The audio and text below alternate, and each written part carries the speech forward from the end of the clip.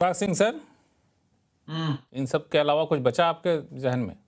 नहीं, सेक्टर तो सब कवर हो गए, लेकिन एक देखिए जो जो मैं बोल रहा था कि एसआईपी पे सीरीज़ दर सीरीज़ मेरी सीरीज़ चल रही है, उसपे इस हफ्ते का फ्लेवर है स्मॉल एंड मिड कैप्स।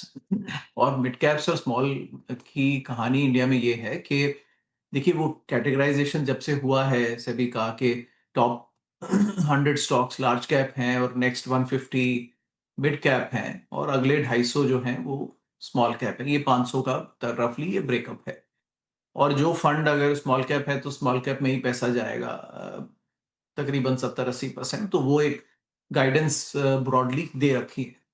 अब उसमें क्या हो रहा है कि अगर इन्वेस्टर्स भी देखते हैं कि पिछले अब क्योंकि 22, 23, 24 में स्मॉल कैप, मिड कैप में रिजल्ट्स रिटर्न ज्यादा आए, 30-30% की कैगर बने, तो ज्यादा पैसा उधर ही फ्लो कर रहा है। और अब वो उधर ही फ्लो कर रहा है तो वही खरीदने पड़ रहा है फंड्स को और वही मार्केट को एक्सपेंसिव बना रहा है। तो ये भी जानना जरूरी है कि while large cap Nifty historically is at a very fair valuation right now, बहुत अच्छे। अब देखिए आईटी पे क्या कॉन्ट्रा ट्रेड हुआ, देखिए सबसे पहले यहीं पर आपने सुना मुझसे और अब तो काफी काफी लोगों ने और काफी फंड मैनेजर्स ने भी थोड़ा फ्लेवर अपना बदला है। मैं सुन रहा हूँ कि लोग कह रहे हैं कि नहीं, हम भी इतने नेगेटिव नहीं थे, आईटी ठीक है, इतना भी बुरा नहीं है। उधर प्राइवेट बैंक्स को भी काफी नुकसान झेलना पड़ा है, लेकिन अल्टीमेटली बहुत ही अच्छे अट्रैक्टिव वैल्यूएशंस पर वो आ गए हैं। लेकिन इन्वेस्टर को 3 साल के रिटर्न देखने होते हैं पिछले कि कहाँ अच्छे बन रहे हैं, वहीं जाएंगे। तो ये पूरा निफ्टी 100 को के आगे अगर हम चलें 400 कंपनीज में, तो पूरा स्पेस बहुत ओवरहीटेड है। करीब 40 से 45 टाइम्स अर्निंग्स का एक ब्रॉडर एवरेज बन रहा है इस सेक्टर, इस स्पेस में, जो कि प्योरली फंड फ्लो के रिजल्ट पर है। ये हिस्टोरिकली कभी नहीं रहा। तो मैं अगर एग्जांपल दूं तो 2007 के पीक पे 20x प्राइस अर्निंग मल्टीपल्स थे the mid and small cap space के, और 2017 में एक और पीक आया था, उसमें 28 टाइम्स मल्टीपल थे। अभी 45-46% तक का एवरेज मल्टीपल चल रहा है, पी मल्टीपल। तो this is very very expensive. और ये इसीलिए है बिकॉज ज्यादा मनी इसको चेज कर रहा है। उसमें कोई मैजिक बुलेट नहीं है, आप ज्यादा मनी चेज करता है स्टॉक्स को तो वो बढ़ते हैं, और इन कंपनीज में फ्री फ्लोट भी कम होता है। तो ये क्वेश्चन है लक्ष्मण जी के, इनमें लॉटरियां नहीं है। लॉटरियां फंड मैनेजर्स को, एक्सपर्ट्स को कुछ प्राइवेटली पता हो सकती है, लेकिन एट अ फंड लेवल अगर आप इसमें एसआईपी मनी डाल रहे हैं तो इसमें लॉटरियां, मतलब मुझे मुझे तो इसमें खतरा ज्यादा लगता है। तो this is a question where globally, ये ग्लोबल ट्रेंड से एकदम उल्टा है।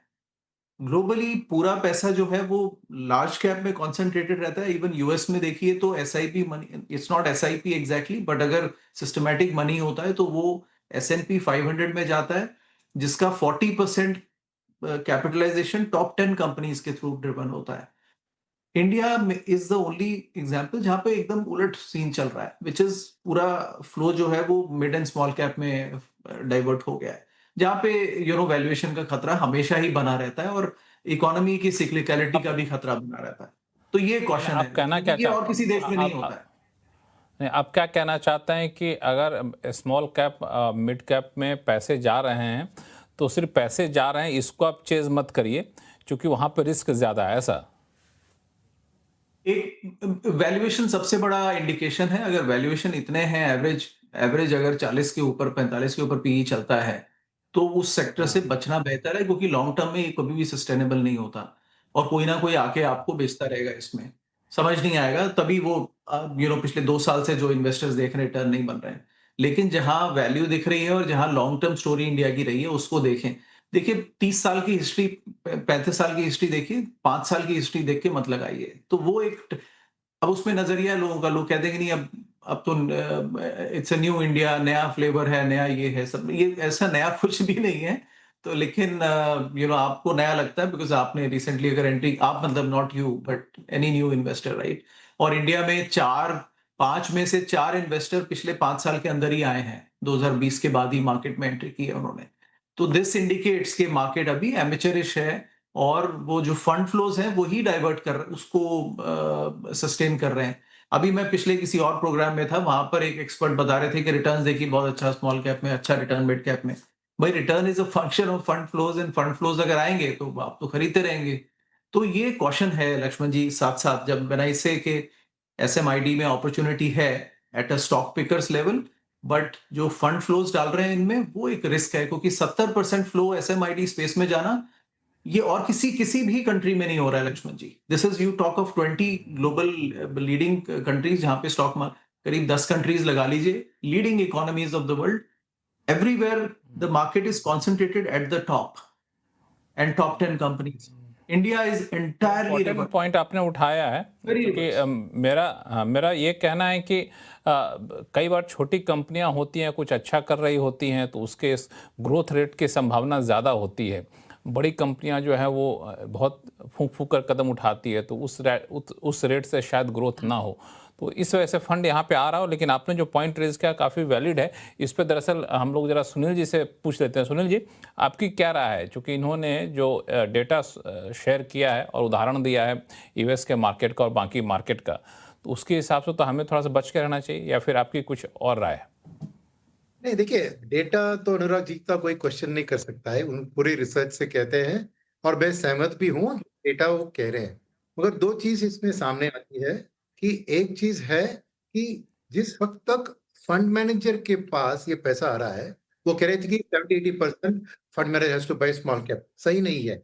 65% मिनिमम स्मॉल कैप में रखना चाहिए और बिलो।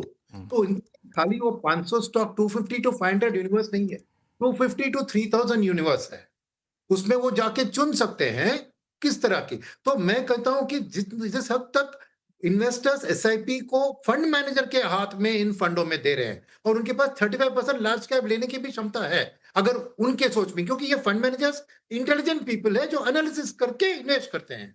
मेरा वरी ये नहीं है, मेरा वरी है outside the mutual fund industry, जो डायरेक्ट रिटेल इन्वेस्टर्स जाके ये छोटी मोटी कंपनियों को मोमेंटम बेसिस पे खरीद रही है, वो बड़ा रिस्क है। बट फंड मैनेजर्स अभी भी अपना दिमाग चलाएंगे, उनको वैल्यूएशन का हक होता है, वो पास्ट रिटर्न्स को देकर कोई स्टॉक को नहीं खरीदते हैं। तो मेरे ख्याल में ये ठीक है, SIP money into mutual fund, by experience fund manager, no problem at all. मेरे ख्याल में वो मैनेज होगा। और the question only in that case is this going to stop? Because ये वर्चुअस साइकिल या विशियस साइकिल में बदल सकता है। अब लिक्विडिटी ने कॉज किया, से आवाज़ आ नहीं रही है, उनकी आवाज़ म्यूट हो गई, हालांकि बोलते हुए दिख रहे हैं हमें।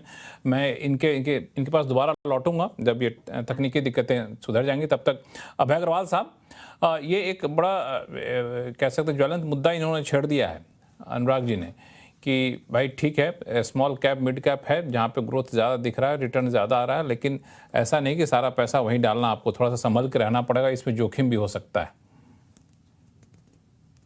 जोखिम तो हर चीज में मार्केट में, मतलब आप कहें 5 साल में लार्ज कैप्स में वैल्यू स्टॉक्स में पैसे नहीं बने, वो भी जोखिम है। काफी लोग घुसे कि हम बैंक्स ले लेते हैं, आईटी सर्विसेज कंपनी ले लेते हैं, तो उसमें मुझे लगता है महंगा है, क्योंकि 1% का ग्रोथ है, 1% का भी ग्रोथ नहीं है। कांस्टेंट करेंसी में टीसीएस का जो रिजल्ट आया 0.5% ग्रोथ है। अब आप 0.5% की ग्रोथ लेके आप बड़े खुश हो रहे हैं, आप कह रहे हैं कि ये ले लो, वैल्यू प्ले है, एक टाइम पे 40 टाइम पे ट्रेड होता था, अब 20 पे है। मुझे लगता है 20 पे भी महंगा है, क्योंकि उसका प्राइस अर्निंग ग्रोथ रेशियो में देखूं तो वो तो 40 पे है। और अगर मैं 40 टाइम के पी पे कोई स्टॉक ले रहा हूं, जो अभी एक इमर्जिंग कंपनी है, जो कि 20% ग्रोथ गाइड कर रही है, या मैं कह सकता हूं कि 20% ग्रो करेगा, तो उसका पी जी ग्रोथ तो सिर्फ 2 टाइम का है। तो I think at the end of the day, जो मैंने कहा नीरज, सॉरी लक्ष्मण जी, की मार्केट रिवॉर्ड करता है ग्रोथ को, सस्टेनेबल ग्रोथ को। क्यों स्पेसएक्स की लिस्टिंग हुई $2 ट्रिलियन पे?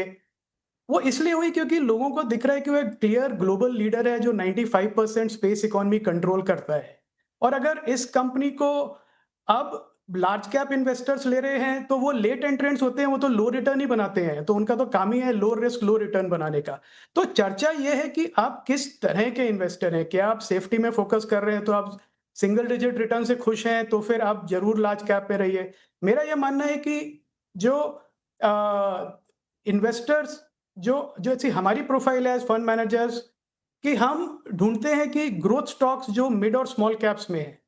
तो ये कहना कि सिर्फ लार्ज कैप्स लें या सिर्फ मिड कैप स्मॉल कैप, वो भी गलत है। मुझे लगता है कि वो डिपेंड करता है कि इन्वेस्टर को क्या चाहिए, क्या प्रोफाइल है, किस रिस्क रिटर्न कर्व पे वो अपना इन्वेस्टमेंट करना चाहते हैं। तो और कमिंग टू इंडिया, मुझे लगता है कि इंडिया यूनिक मार्केट है। आप इंडिया को कंपेयर नहीं कर सकते दूसरे मार्केट से, क्योंकि यूएस एक $50 ट्रिलियन की इकोनॉमी का मार्केट है, तो मार्केट कैप का, उससे इंडिया जो कि 5 पे है, हम वहां पे हैं जब यूएस शायद 30 साल पहले था। तो मार्केट्स अगेन उन्हीं कंपनीज को रिवॉर्ड करेगा इंडिया में जो ग्रोथ पे फोकस्ड है। पर जो इन्वेस्टर्स सिर्फ लार्ज कैप देख के सेफ्टी देखना चाहते हैं और अपना 5-8% साल का रिटर्न बनाना चाहते हैं, श्योर उनके लिए भी अपॉर्चुनिटीज हैं इंडिया में, कोई कमी नहीं है। तो रियली डिपेंड्स कि आप किस सेक्टर पे क्या रिटर्न, क्या रिस्क लेना चाहते हैं, लक्ष्मण जी। अनुराग जी कुछ जोड़ेंगे इसमें? नहीं, देखिए लक्ष्मण जी, कॉन्टेक्स्ट वही होता है। देखिए, जैसे स्पेसएक्स का एग्जांपल ले, तो चाहे वो 1.7 ट्रिलियन और 2 ट्रिलियन की लिस्टिंग थी, लेकिन उसका सिर्फ 80 बिलियन का 85 बिलियन का ही स्टॉक मार्केट में रिलीज हुआ।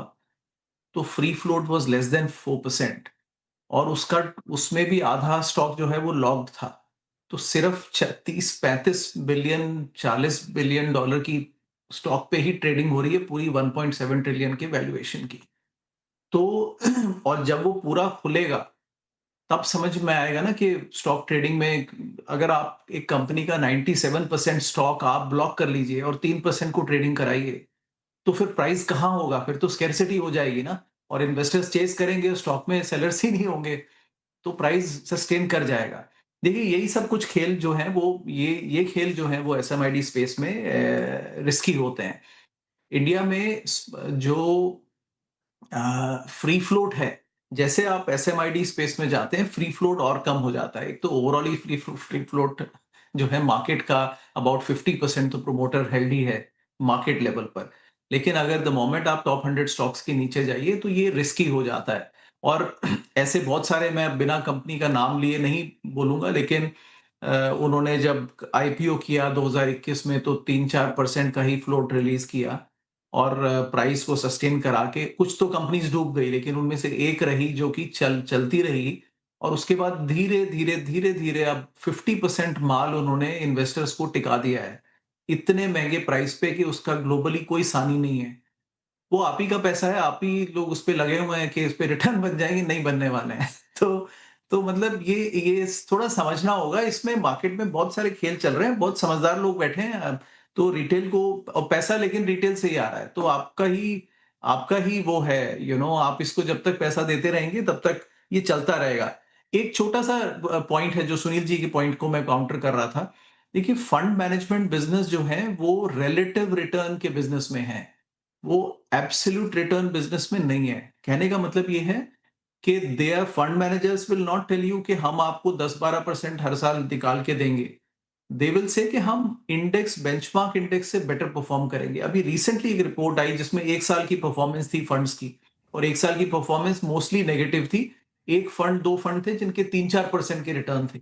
तो फंड मैनेजर ने बड़ा खुश होकर कहा कि देखिए, चलो हमने सबको आउट परफॉर्म किया, चाहे वो 5% रिटर्न आए। तो ये रिलेटिव बिजनेस है। अगर इंडेक्स डूबेगा तो फंड मैनेजर्स कहेंगे देखिए इंडेक्स ही डूब गया, हम क्या करें। तो ये सब समझने की जरूरत है in a market which is very low free float और कंट्रोल्ड कैपिटल कंट्रोल, जहां कैपिटल बाहर भी नहीं जा सकती है। इन्वेस्टर्स को कॉशियस रहना है, आप ही के पैसे से खेल चल रहा है सब, और अगर आपने गलत जगह डाइवर्ट किया तो तो ये मतलब ये क्वेश्चन, लक्ष्मण जी, हम तो हैं अभी 2-3 साल में ये सब अनफोल्ड होगा। यही बात है, मैं 2 साल पहले जब मैं कह रहा था तो तब तो 2024 तो बहुत ही बुलिश टोन था। अब इन्वेस्टर थोड़ा सुनने लगे हैं। ये क्वेश्चन है इसमें मार्केट में जरूर, राइट? नहीं तो हम तो अपने दर्शकों को सुनाते रहे आपकी बातों का। आपने जो बिल्कुल भी कहा, 100% आपके बातों का कभी काउंटर नहीं किया। मैंने कहा आपने जो कहा हर किसी का नजरिया जाना चाहिए, और दर्शकों का पैसा होता है, इन्वेस्टर अपने हिसाब से अपने पैसे को तय करते हैं कहाँ लगाना चाहिए, उनके खून पसीने की कमाई होती है। सुनील सेवड़न साहब को हमने रोक दिया था बीच में। सुनील सेवड़न साहब, अपनी बात पूरी करिए। इस बीच आपके पास एक कॉन्टेक्स्ट आ भी गया जो अनुराग सिंह साहब ने कहा है। वो कॉन्टेक्स्ट वही, अरुण जी आपके पास आ रहा हूँ। हेलो, सुनाई दे रहा है मेरी बात? हाँ जी, आ रहा है जी, आ रही है बिल्कुल लाउड एंड क्लियर। बात सिंपल सी थी कि मेरा डर SIP driven flows into funds में इतना नहीं है जितना कि आउटसाइड दी फंड मैनेजर जो डायरेक्ट इक्विटीज में जा रहा है पैसा, वो ही आज इन सब मार्केट को पैनिक या ग्रोथ उसको रहा है, और उसके बारे में ही मेरी वरी है, जैसे मैंने पहले में बताया था। पर सेकंड बात ये है कि ये एक विशियस या वर्चुअस साइकिल, जब ये विशियस में बदलने की कोई इंडिकेशन आती है, तभी वरी करनी चाहिए। बिकॉज अभी देखिए इस महीने का भी देखिए एसआईपी बुक पिछले महीने से ज्यादा 1000 करोड़ ज्यादा ही है। तो लोग जितना हद तक एसआईपी में मिड कैप और स्मॉल कैप फंड्स में देंगे और फंड मैनेजर्स वहां से गिन चुन के स्टॉक्स खरीदते रहेंगे, ये वर्चुअस साइकिल में ही रहेगा। जिस दिन एक बहुत हादसा होता है, और एक हादसा हो गया अभी ईरान वॉर, जिससे ऑयल 120 तक गई, फिर भी मार्केट टूटा नहीं और इनकी हौसला टूटी नहीं। तो मैं कहता हूं कि ये बात ऐसी ही चलती रहेगी। तो इसके ऊपर जो अनुराग जी एक सावधानी दे रहे हैं, तो लोगों के पास चॉइस क्या है? अगर वो अभी क्या लार्ज कैप फंड में एसआईपी डालें या फिर क्या बैंक डिपॉजिट में डालें? इंडिया में चॉइसेस नहीं है।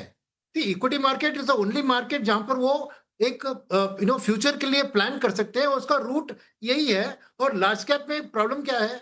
प्रॉब्लम है लिक्विडिटी बहुत ज्यादा है ना, फ्री फ्लोट बहुत ज्यादा है। तो जितना भी पैसा डाले उतना रिटर्न उतना बनेगा नहीं जितना मिड एंड स्मॉल कैप में। अगर इकोनॉमी अच्छी चलती है तो उसका flavour directly mid and small cap में ही ज्यादा दिखेगा।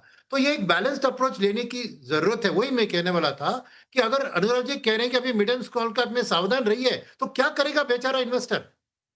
डायरेक्ट मार्केट में मिड एंड स्मॉल कैप में नहीं जाना चाहिए, म्यूचुअल फंड को भी नहीं देना चाहिए, फिर लार्ज कैप में थोड़ी जाके एसआईपी डाल के वो कब पैसा बनाएगा? तो एक बैलेंस्ड अप्रोच होना चाहिए, टैक्टिकली एलोकेट कर सकते हैं। ये इंटरेस्टिंग सी बात है। ऐसा करता छोटा सा ब्रेक ले लेते हैं, लेकिन आपने जो मुद्दा उठाया उस पर अनुराग जी से और अरुण मल्होत्रा साहब से जवाब लेंगे। छोटे से ब्रेक बाद लौटते हैं, कहीं जाइएगा नहीं।